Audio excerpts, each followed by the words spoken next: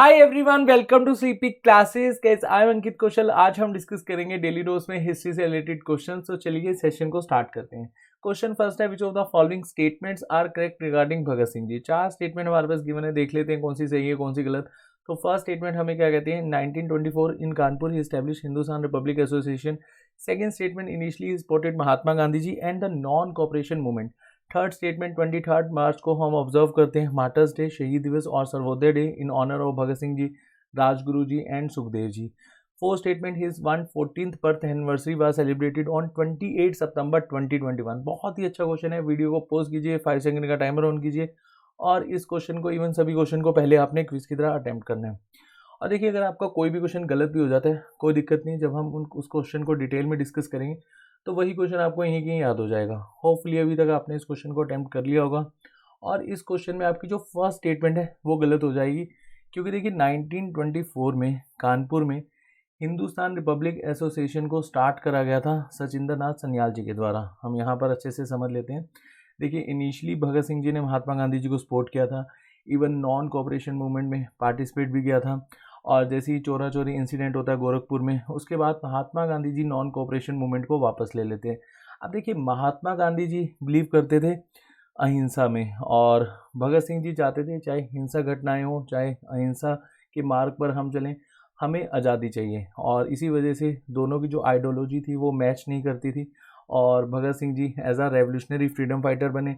1925 में भगत सिंह जी ने लाहौर में नौजवान भारत सभा को स्टार्ट करा। 1928 में हिंदुस्तान सोशलिस्ट रिपब्लिक एसोसिएशन को स्टार्ट करा अलोंग विद सुखदेव, चंद्रशेखर आज़ाद और भी बहुत सारे फ्रीडम फाइटर्स थे। एंड 1928 के नियर अबाउट ही भगत सिंह जी ने सुखदेव जी के साथ लाहौर स्टूडेंट यूनियन को भी स्टार्ट करा था। जो भी लीगल प्रॉब्लम आती थी वहाँ के स्टूडेंट को, उनसे रिलेटेड ये लाहौर स्टूडेंट यूनियन में वर्क करते थे। तो होपफुली फर्स्ट क्वेश्चन आपको अच्छे से समझ में आ गया होगा। इनकेस अगर आपका कोई डाउट होगा तो वो क्लियर हो गया होगा।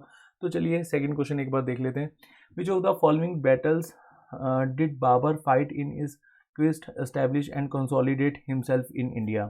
देखिए, बाबर ने बैक टू बैक बैटल्स लड़ी थी। तो एक बार हम स्टेटमेंट्स में देख लेते हैं। Battle of Panipat, battle of Khanwa, battle of Chausa and battle of Chanderi. बहुत ही अच्छा क्वेश्चन है। और यहाँ पर पानीपत वाली जो बैटल है वो तो आप सबको पता ही होगा। 1526 में फर्स्ट बैटल हुई थी पानीपत की, और किस किस के बीच में हुई थी, बाबर वर्सेस इब्राहिम लोदी।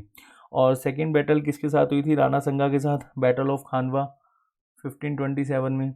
और 1528 में बैटल ऑफ चंदेरी हुई थी, किसके साथ, मदीनी राय के साथ, चौसा नहीं हुई थी। तो यहाँ पर 1528 आपका यहाँ पर बिल्कुल सही हो जाएगा। और 1529 में बैटल ऑफ घाघरा हुई थी। तो यहाँ पर आपने चौसा की जगह घाघरा लिखना है। 1529 में जो इब्राहिम लोदी के यंगेस्ट ब्रदर थे महमूद लोदी, उनके साथ ये बैटल हुई थी। जो बैटल ऑफ चौसा है वो शेर शाह सूरी वर्सेस हुमायूं के बीच में हुई थी। हम एक बार यहाँ पर देख लेते हैं। देखिए, बाबर ने इस्टेब्लिश किया था अपने आप को 1526 में, जैसे ही इब्राहिम लोदी को इन्होंने हरा दिया था, और यहाँ पर दिल्ली सल्तनत का जो एक बेसिकली रेन था वो ख़त्म हो चुका था, और देन यहाँ पर मुग़ल इरा स्टार्ट हुआ था। उसके बाद राणा संगा के साथ जो बैटल हुई थी, बैटल ऑफ खानवा, इसको जिहाद डिक्लेयर कर दिया था। और इसके बाद ही बाबर अपने आप को सही मानने में इस्टेब्लिश कर पाया था। और बैटल ऑफ खानवा के बाद ही उसने गाजी की उपाधि धारण करी थी, या गाजी का टाइटल अडॉप्ट किया था, बात एक ही है। और 1528 में मदीनी राय के साथ बैटल लड़ी। 1529 में बैटल ऑफ घाघरा महमूद लोदी के साथ। और बाबर ने तुझे के बाबरी लिखी थी टर्किश लैंग्वेज में।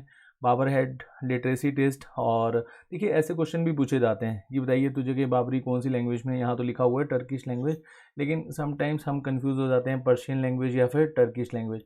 तो आपने ना हमेशा के लिए याद रखना है, जिस भी बुक के पीछे वर्ड आएगा नामा, जैसे हुमायूं नामा, बाबर नामा, अकबर नामा, तो वो कौन सी लैंग्वेज में होगी, पर्शियन लैंग्वेज में। और जहाँ पर साउंड करेगा लाइक एस तुझे के बाबरी और खाने खाना, तो ये कौन सी लैंग्वेज में होगी, टर्किश लैंग्वेज में। तो इसमें आपको कन्फ्यूज़न कम होगी।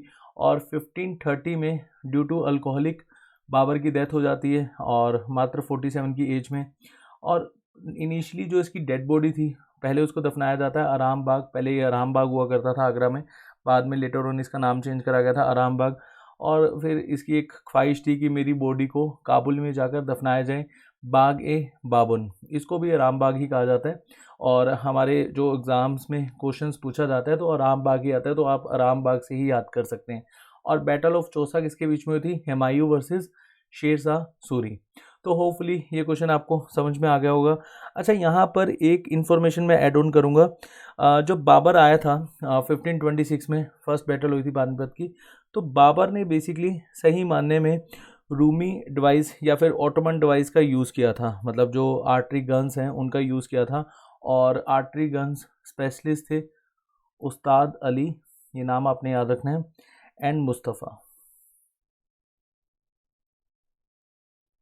चलिए नेक्स्ट क्वेश्चन देख लेते हैं। Which war ended with the treaty of Sugauli in 1816। अब देखिए, अगर आप करंट अफेयर्स अच्छे से देखते हैं, और करंट अफेयर में अभी तो नहीं, 2020 के नियर अबाउट जब कोरोना वायरस की फर्स्ट वेव थी, तो नेपाल और इंडिया के रिलेशन थोड़े से डगमगाए थे, और यहाँ पर ट्रीटी ऑफ सगोली को बार बार कोट किया गया था द हिंदू ने।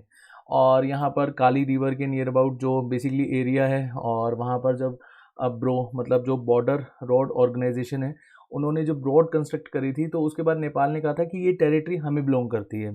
तो देखिए, ट्रीटी ऑफ सगोली को यूज़ करते हुए नेपाल ने कहा था कि ये टेरिटरी हमारे को बिलोंग करती है। इंडिया ने कहा था कि नहीं, ट्रीटी ऑफ सगोली के अकॉर्डिंग जो ब्रिटिशर्स ने करी थी, ये टेरिटरी इंडिया को बिलोंग करती है। तो काफ़ी अच्छा क्वेश्चन है, और इसको करंट अफेयर के पॉइंट ऑफ व्यू से भी आप समझ सकते हैं। काली रिवर उत्तराखंड में फ्लो करती है, 3 इसके बेसिकली पॉइंट हैं जहाँ से काली रिवर निकलती है। बट अभी के लिए हम क्वेश्चन पर वापस आते हैं।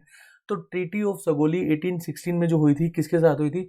एंग्लो नेपाल। यहाँ पर मैं एक्सप्लेन कर चुका हूँ, तो ऑप्शंस बताने की ज़रूरत नहीं है। और 1816, यहाँ कई बार ईयर 1814 टू 1816 आ जाता है, तो यहाँ पर आपने कंफ्यूज नहीं होना है। इसके अकॉर्डिंगली बेसिकली हुआ क्या था, देखिए, जो गोरखा चीफ थे नेपाल के, उन्होंने ब्रिटिश इंडिया गवर्नमेंट को ट्रीटी ऑफ सगोली के थ्रू बहुत सारे एरियाज़ दे दिए थे जो इन्होंने एक्वायर्ड करे थे। जैसे गढ़वाल वाला रीजन हो गया, कुमाऊँ वाला रीजन हो गया, तेराई वाला रीजन हो गया, और इवन सिक्किम को भी बेसिकली विड्रॉ कर दिया था। तो यहाँ पर काफ़ी अच्छा क्वेश्चन है ये, और इस क्वेश्चन को आपने अच्छे से समझना है। चलिए नेक्स्ट क्वेश्चन देख लेते हैं। We have evidence of which of the following crops from Harappan civilisation. देखिए, हड़प्पा संस्कृति से हमें कौन सी क्रॉप के एविडेंस मिले? Wheat, cotton, rice. काफ़ी अच्छा क्वेश्चन है, और हड़प्पा सिविलाइजेशन में अभी डिस्कस भी करवा चुका हूँ CUET सीरीज़ में।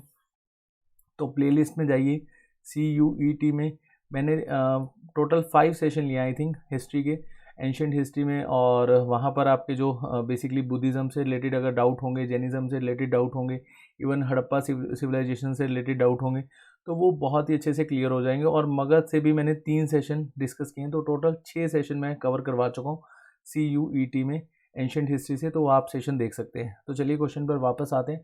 तो देखिए, हड़प्पन सिविलाइजेशन में हमें वीट के भी एविडेंस मिले हैं, कॉटन के भी मिले हैं, राइस के भी मिले हैं। तो आपका ऑप्शन डी यहाँ पर बिल्कुल सही हो जाएगा। और कौन कौन सी क्रॉप के हमें एविडेंस मिले? वीट, बार्ले, राय, पीस और सिसमम, मस्टर्ड, ये सभी की सभी क्रॉप्स को बेसिकली वहाँ पर प्रोड्यूस करा जाता था। तो काफ़ी अच्छा क्वेश्चन है, और इस क्वेश्चन को आपने ध्यान रखना है। और देन हम नेक्स्ट क्वेश्चन और आज का जो हमारा लास्ट क्वेश्चन है उसको देखते हैं, अच्छे से समझते हैं। Which of the following is are true about the reign of Mohammad Shah Rangeela. देखिए, मोहम्मद शाह रंगीला, और ये बेसिकली जो रंगीला टाइटल है, ये क्यों दिया गया था? क्योंकि ये लग्जियस लाइफ जीना पसंद करता था। तो एक बार हम स्टेटमेंट देख लेते हैं, उसके बाद मैं आपको अच्छे से एक्सप्लेन करता हूँ। तो फर्स्ट स्टेटमेंट हमें क्या कहती है? Attack by Nadir Shah. Second, Nizam ul Mulk, इन्होंने अपने आप को इंडिपेंडेंट डिक्लेयर कर दिया था हैदराबाद वाले रीजन में। थर्ड स्टेटमेंट क्या कहती है? Invasion of Delhi by Maratha Peshwa Bajirao first. क्या मोहम्मद शाह रंगीला के समय में ये तीनों जो स्टेटमेंट है ये सही हैं, या फिर तीनों गलत हैं, या इनमें से एक सही है, 2 सही है? तो आप काफ़ी अच्छे से इस क्वेश्चन को समझ गए होंगे, तो इस क्वेश्चन का आंसर दीजिए, उसके बाद हम डिटेल में डिस्कस करते हैं। देखिए, मोहम्मद शाह रंगीला के समय में ये तीनों इंसिडेंट हुए थे। नादिर शाह का अटैक हुआ था, निजाम उल मुल्क ने हैदराबाद को इंडिपेंडेंट घोषित कर दिया था, एंड इन्वेजन हुआ था दिल्ली में मराठास का under the Peshwa Bajirao first. तो हम 1 बाय 1 समझते हैं। देखिए, 1719 में मोहम्मद शाह रंगीला मुगल किंग बनते हैं फारूक शाह के बाद। और मोहम्मद शाह रंगीला को बेसिकली किंग कौन बनाता है? King maker. किंग मेकर उस समय कहा जाता था सैयद ब्रदर्स को। यहाँ पर आप एक्सप्लेनेशन देख सकते हैं। सैयद ब्रदर्स का नाम मैं लिख देता हूँ, अब्दुल्ला खान एंड हुसैन अली खान। तो ये दोनों नाम आपने याद रखना है, हुसैन अली खान एंड अब्दुल्ला खान। ये सैयद ब्रदर्स थे और इन्होंने सबसे पहले किंग बनाया था फारूक सिहार को। 1707 में जैसी औरंगजेब की डेथ होती है उसके बाद रूलर बनते हैं बहादुर शाह फर्स्ट, जिनको शाह बेखबर भी कहा जाता है। उसके बाद 1712 में जहांगीर शाह बनते हैं और जहांगीर शाह के बाद 1713 में फारूक सिहार बनते हैं। ये बहुत ही इंपॉर्टेंट है, 1713 में जैसे ही जहांगीर शाह को मारा जाता है with the help of Syed brothers. उसके बाद जो फारूक सिहार हैं इनको 1719 में हटाकर किसको बनाया जाता है, मोहम्मद शाह रंगीला। अब मोहम्मद शाह रंगीला जो थे ये एक लग्जरियस लाइफ जीना पसंद करते थे और इनको लगता था कि कहीं सैयद ब्रदर्स मुझे ना मार दे, तो इन्होंने सैयद ब्रदर्स को मार दिया था। और मोहम्मद शाह रंगीला को हम मैरी मेकर कहते हैं, याद रखना। ये इन्होंने बहुत सारी शादियां करवाई थी, डेट्स वाई इनको हम एक टाइटल देते हैं मैरी मेकर का। और इनके समय में ना जो जो बेसिकली मुग़ल इरा है वो काफ़ी ज़्यादा क्रम्बल्ड कर गया था, मतलब काफ़ी ज़्यादा बैकवर्ड सिचुएशन में चला गया था। और जो छुटपुट रीजन थे जो मुगल्स के अंडर आते थे उन्होंने अपने आप को इंडिपेंडेंट डिक्लेयर करना स्टार्ट कर दिया था। वैसे तो 1717 में ही फारूक सिहार के समय में स्टार्ट हो गया था, हालांकि जो मॉडर्न हिस्ट्री में काफ़ी डिटेल में आपको करवा चुका हूँ, आप प्ले लिस्ट में जाकर देख सकते हैं। बट देखिए क्वेश्चंस के साथ साथ जब आप समझते हैं ना तो आपको अच्छे से याद हो जाता है। तो मोहम्मद शाह रंगीला को हम मैरी मेकर कहते हैं, लग्जरियस लाइफस्टाइल ये जीते थे। और इनके समय में 1724 में निजाम उल मुल्क जो वाजिर हुआ करते थे, मतलब प्राइम मिनिस्टर हुआ करते थे इनके समय में, उन्होंने अपने आप को इंडिपेंडेंट डिक्लेयर कर दिया था हैदराबाद में। 1737 में बाजीराव फर्स्ट ने 500 हॉर्समैन के साथ इन्वेड किया था दिल्ली में। 1739 में नादिर शाह का अटैक, और नादिर शाह का जब अटैक हुआ था तो इसके साथ कोहिनूर हीरा नादिर शाह ले गए थे। और साथ साथ जो शाही तख्त, मतलब जो बेसिकली एक सिंहासन होता था जिसको हम क्या बोलते हैं, पीकॉक थ्रोन, वो भी अपने साथ ले गए थे। तो 1739 का जो एक बैटल हुआ था, बैटल ऑफ करनाल, इसको याद रखना, नादिर शाह वर्सेस मोहम्मद शाह रंगीला। तो होपफुली इन पांचों क्वेश्चन में आपको ऐसा कोई भी डाउट नहीं रहा होगा। इनकेस अगर आपका कोई डाउट है प्लीज़ कमेंट सेक्शन में पोस्ट करिएगा और नेक्स्ट सेशन में बहुत जल्द मिलेंगे। तब तक के लिए अपना ध्यान रखिए। Bye bye, take care.